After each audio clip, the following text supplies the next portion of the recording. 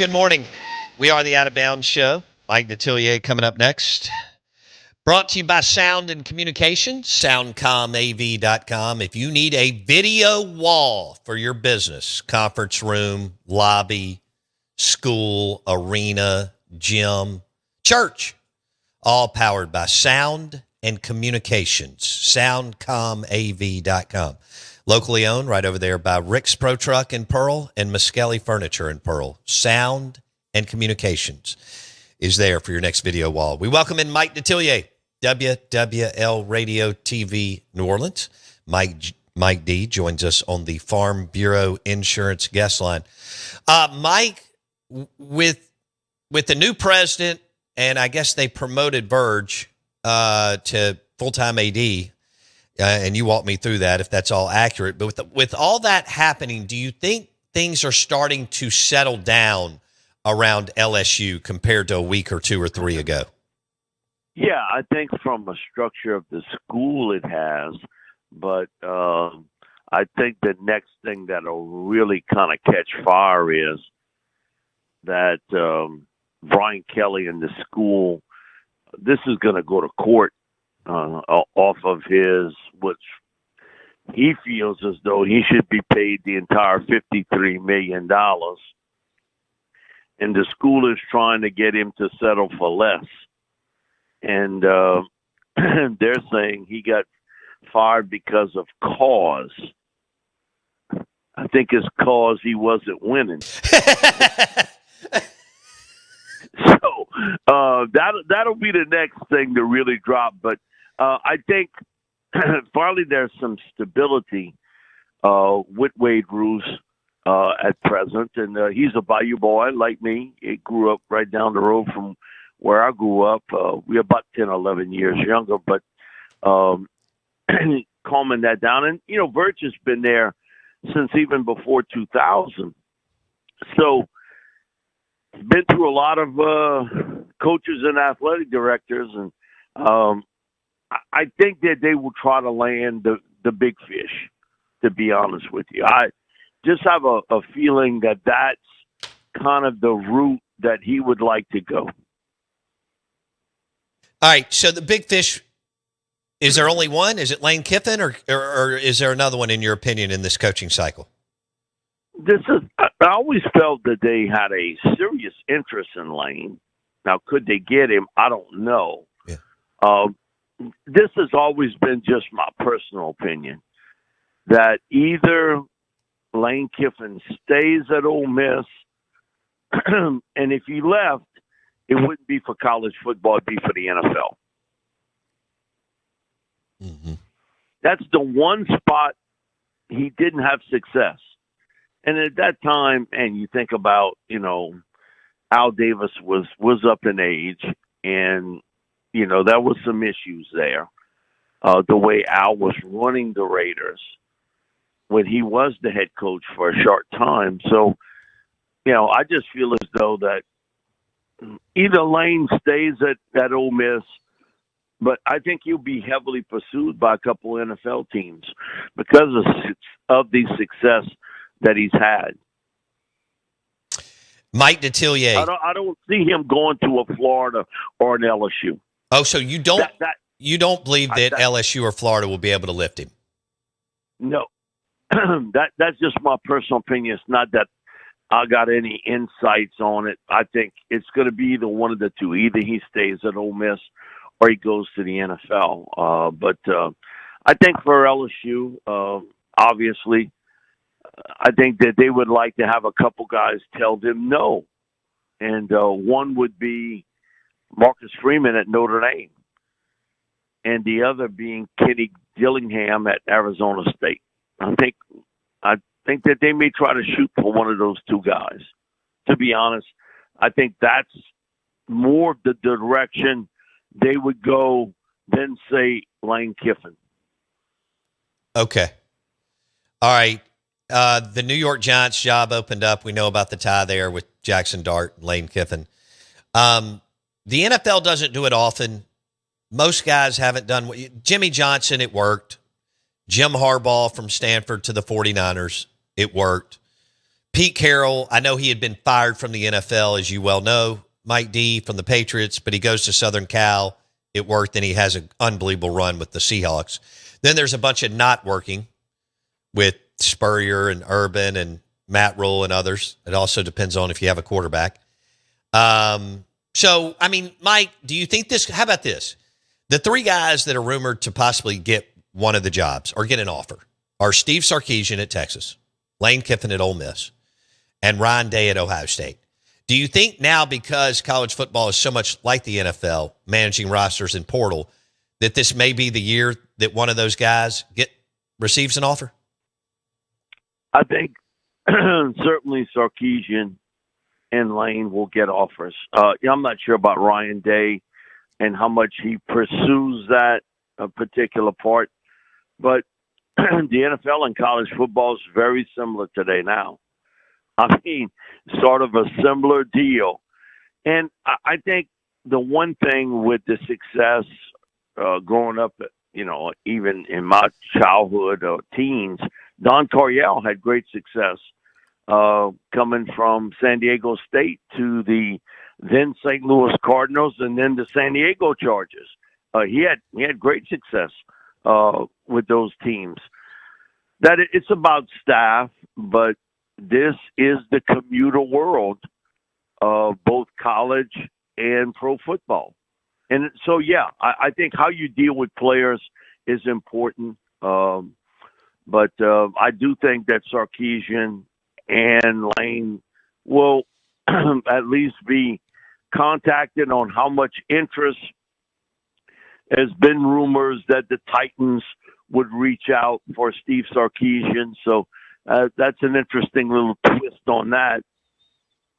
But I do think two of those three will have legitimate opportunities to enter the NFL. And Mike, if Steve Sarkisian from Texas goes to the NFL and Texas opens up, I think that's a whole new ball game for Ole Miss with Lane. Well, and possibly, I don't know, Lincoln Riley, and I don't know, with Lanning being a $20 million lift buyout, I don't know if anybody's going to do that, although Texas could do it in their sleep. But you know this, if Texas opens up, we could be in for a whole new reshuffling of the deck, right? Yes, and that will be a major reshuffling to begin with. So this is why I think one of the hot names, college, major college schools, and the NFL will also be Marcus Freeman at Notre Dame. Mm-hmm. Ooh, I need to add him. That was a lot of people in the NFL that felt he was a target guy last year for the NFL. And so when you start to hear that over and over, you wonder a bit about certain things at Notre Dame. You better treat them well, and you better take care of them financially, because there are going to be a lot of schools and also NFL teams that would be very interested in Marcus Freeman if he was interested in leaving. And we all know the other part of this is that they're just a handful of guys that basically kind of oversee contracts for some of the top college coaches. And call it collusion or whatever you want to do, but they all kind of market themselves off one another. So, how much I'm getting, is always based off what you know about what someone else is getting. And they sort of play it off one another really well. It's part of the athletics game that we see today being done behind the scenes by the, Trace Armstrongs and the Jimmy Sextons of the world of getting their client maximum value for their coaching skills. It's happening. A lot of people don't like to hear it. Well, that's the ugly world of sports. Well, it's part of sports. Yeah. You maximize the amount of money. If you're a top lawyer and you have other lawyers after you, you're going to maximize that. The same thing if you're a top doctor if you can maximize that particular deal, a top business person, you could maximize that. If you in say the AI field today, you can take steps to make sure you get the most money you can, and it's happening in sports. And the playoff now is, at one time, people were not crazy about maybe going after a college coach. I think some of that stigma has been taken away because of the success, and you brought it up, of a Jim Harbaugh, great success in San Francisco, goes to Michigan, back into the NFL. What Jimmy Johnson did, what Don Coryell did. Yeah, there have been some misses. Saban was no success with the Dolphins by any stretch of the imagination there. And then Spurrier and I remember Tommy Prothro leaving UCLA to take over the Rams. Chuck Fairbanks had more success, Oklahoma to the Patriots, and then he came back to college football. So I do think Sarkisian and Kiffin is going to be a, hey, tell me if he's interested or not situation this offseason. Mike Detillier, WWL Radio TV New Orleans. He joins us on the Out of Bounds Show, ESPN 105.9 The Zone, brought to you by Blue Cross Blue Shield of Mississippi. It's good to be Blue, the official healthcare provider of the Out of Bounds Show. Mike D on 105.9 The Zone, ESPN. I did not realize that about Coryell. I have referenced him a couple hundred times on this show because as a kid, I loved Eric Coryell and the Chargers and Fouts and Winslow and Muncie and all those dudes. Okay, so yeah, there's been some failures. There's been some successes. You mentioned Harbaugh, Carroll, back and forth, but had success. Yeah. And Jimmy Johnson and so on. Is now the time that a Steve Sarkisian, a Ryan Day, a Marcus Freeman at Notre Dame, Lane Kiffin at Ole Miss, could one or possibly two of those guys get the offer? New York Giants are open, Dolphins will come open, and Titans will come open. Mike D on the Out of Bounds Show. All right, Mike, do you have we like to do this when we're looking at coaching searches.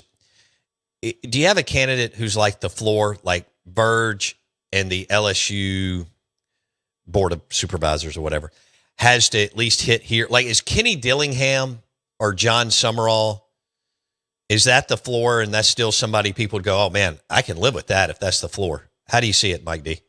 Oh, yeah. I do a show with Coach Summerall each week, and he deflects that, as sure I would do if I was in his position. But, there is some reality there that, most likely he's not going to coach at Tulane next year. He's going to be somewhere else. The somewhere else is in question. He is a Kentucky guy, but, man, would you leave Tulane to go to Kentucky? That would be the big question mark for me. And I know Coach Stoops has had some success there at Kentucky. It's a harder deal. Would you, he's from, Alabama. Would Auburn be a job that would kind of drive him in that direction? I'm not talking for him, but I'm sure he would be an interest candidate if LSU came a-calling. Right. And even though Kenny Dillingham is from the West and from Arizona, I think LSU could offer him opportunities and facilities and money that he's not going to get at Arizona No State. question. There is a reality check to that. Now, his family is from that area, and he lives, around a lot of his family in Arizona. But LSU is a top job that could offer him a tremendous amount. And and he's still a very young coach. Do you pursue that? I think would be the case. But no question, with this offseason full of college football openings, there will be schools that will call John Summerall and Kenny Dillingham and say, hey, how much interest do you have in this job? And I'm sure that's why you got, as he put it to me, representation. You know, because we laugh about it all the time. He said, "You got it, and I got it. I don't deal with it."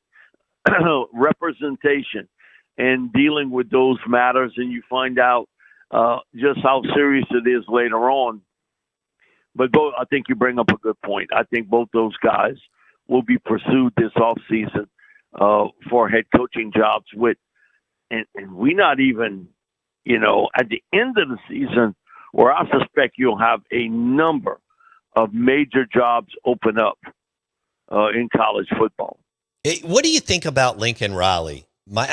He's been solid at Southern Cal. Now, I also think that they were one of the late ones to arrive. They've got plenty of money, as you know, Mike D, but I think they were one of the late ones to get into the portal, but now they're pumping money. The Big Ten's not any good, so the path is a good path. I know they've got Ohio State and Oregon and Indiana. Yeah. But do you think he wants to get back in this area of the country? Has he done enough to get into the LSU or Auburn or Florida gig, Mike D? I would not be surprised that he gets involved in some manner. USC is a great job, and there's a lot of money flowing to USC. And as you brought up, they were late. Just like Brian Kelly was late getting into the transfer portal, NIL part of things, so did Lincoln Riley. He was real late to the game. The thing with Riley is you got to understand his offenses has always been really good. His defenses have normally been really bad. So you got to accept that he better have a really good defensive staff around him. And do you pick the right guy to run your defense? USC's defense, I watched them really good against Notre Dame. Jeremiah Love is still running the ball. They didn't tackle him then. That's been an area, Coach O and I have talked about this, that when they had that run with Pete Carroll, one of the most underrated parts of those USC teams, everybody brings up all the offensive talent, was how good they had it on defense. Mm-hmm. Man, that front seven, they were peeling them out like on a conveyor belt, one after the other. Not only great college players, but to the NFL. That has not been the case at USC in recent years. They have not been able to do that. And so Lincoln's really missed on that. But were any of those Oklahoma teams really good defensively with Lincoln Riley? No. Not so much. They really weren't. They hit you with the offensive tsunami. Yeah, and so the kind of teams, the comparison to him is much more Coryell than anybody else. Watching those San Diego State teams and how they would beat people back then, and he comes into the NFL with the then St. Louis Cardinals and then San Diego Chargers, none of those teams were looked at as great defensive teams. They were great offensive teams. Right. So I think he's much more Coryell-like than anybody else. I agree. Of the group. So I suspect that his name is already floating. Yeah. Means his agent floated that name. Mike Detillier, WWL Radio TV New Orleans, has covered the NFL for over 35 years, LSU. He joins us on the Farm Bureau Insurance guest line. This is 105.9 The Zone ESPN. We've only got a couple of minutes here, so we're going to run through this real quick. Mike D, Eddie O, your friend, Jimbo Fisher, John Gruden. You know all of them. Now, they're all a little tainted, but they've had success. Do you think one of the three, two of the three, all three get a new job or get an offer? I think two of the three are back in college football next year. And I think Jimbo Fisher, it might be a mid-major team, but I think Jimbo has the itch to come back to be a head coach in college football. And I do think Ed Orgeron will be back in college football, not necessarily as a head coach, but I could see him go somewhere where he's an assistant head coach, recruiting coordinator, defensive line coach.